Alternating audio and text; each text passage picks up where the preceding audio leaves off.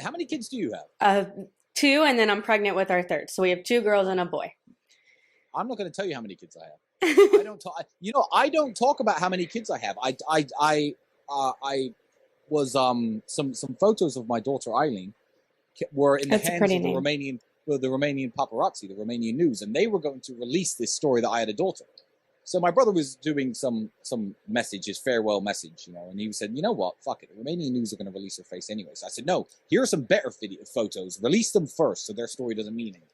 Then it was all over TikTok before it was in the Romanian news. But yeah, Eileen is a good name. It's my mother's name. It's a very pretty name. Yeah, I named her after my mother, who I also completely take care of, and she doesn't feel oppressed either. So, And now it's just you two, or you have other siblings? It's you and Andrew? we have a sister who lives in the United States. Okay. We're not out of touch with her. She lives in America. She hasn't lived in the same country as me for 9 or 10 years now. But she's got her own life. She's got a husband and a son, and she lives in a. I'm not going to say this thing. I'm actually super security conscious these days, but she lives. No, I get it. But nowadays, you never know. And she's a very happy woman. In fact, okay, I like my sister, but I'm going to tell you something that's related to the point we're talking about. Oh no. That she really lost her mind. I made her angry.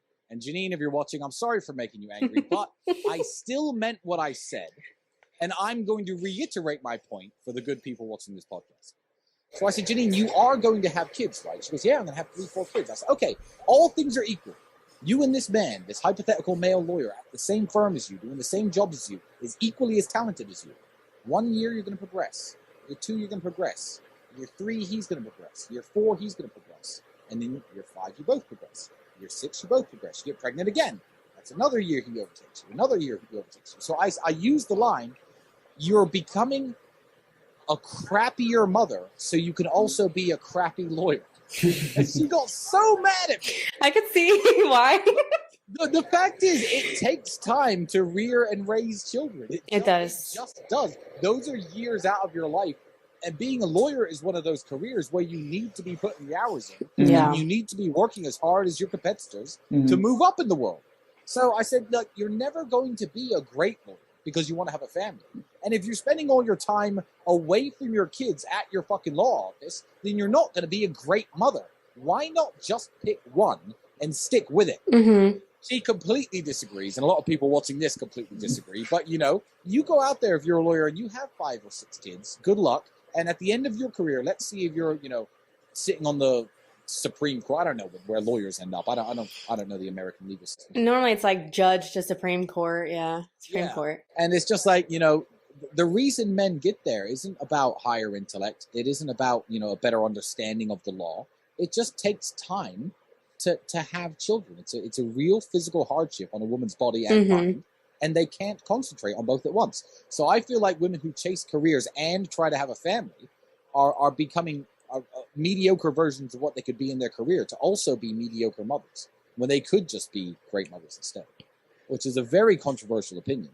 But it's just the sad way that the world works. That's how human biology works. And up until a few years ago, it's certainly how we think it all works out here. Women get pregnant. It takes 9 months to rear a child. Then she has a few months where she has to stay with the child. And, it could take up to 2 years. Yeah. That's just And if it were the other way around, and when you procreated, men couldn't work and men couldn't concentrate and men had all this physical hardship on their body, then sure, women would absolutely overtake them in fields like law and fields that take the hours and the persistence and the time in the office. And, you'd have a lot more women CEOs, but you just won't ever have them because of that one biological fact, which is inescapable. Confidence, I think you would agree. Confidence is something that you have to believe in yourself. It can't just be like, oh, I'm the best to ever do it. You have to believe genuinely that you are the most sophisticated biological thing in this universe. You are a 1 in 400 trillion chance to exist. You are just as good as anyone who has ever lived before you and anyone who's going to live ahead of you. You have to believe that. That's my opinion. I don't know. How do you emit confidence? What is your thing that drives you and makes you so confident? I honestly don't know, but I feel like if I had taken a different path in life, my confidence wouldn't be as high as it is now. I feel like, confidence is something that you can learn. I wasn't ever necessarily a shy person, but I remember being, I was a teenager once. I remember being too shy to talk to girls. I remember failing my first job interview.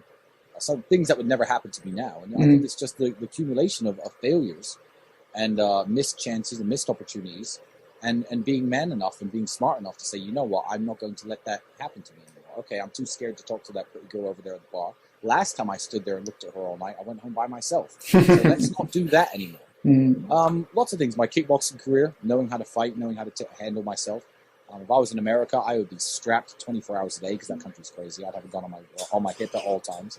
And that's not necessarily because I'm a violent person, but I feel like confidence, you have to be confident that you could take on any situation that may arise out of nowhere. And I feel like all the things I've done in life have earned me that mindset and earned me that position. So how else should I be? How else could I be? After all the things I've accomplished now, after going from living in a homeless shelter for 3 years as a child, with being as broke as you could possibly be within a first world country, to being worth, God knows how much money I'm worth. I don't even know. I don't even know. There's different ways of calculating it. But how could I not be confident after all of that? I think it's accumulation of life experiences. And it's never too late to start. It's never too late to get out of your old habits. It's never too late to do something positive, hit the gym, lose the weight, start talking to better people. Not just more beautiful women, better people, trying to make better groups of friends, more high-value people, networking better. It's never too late to start doing this.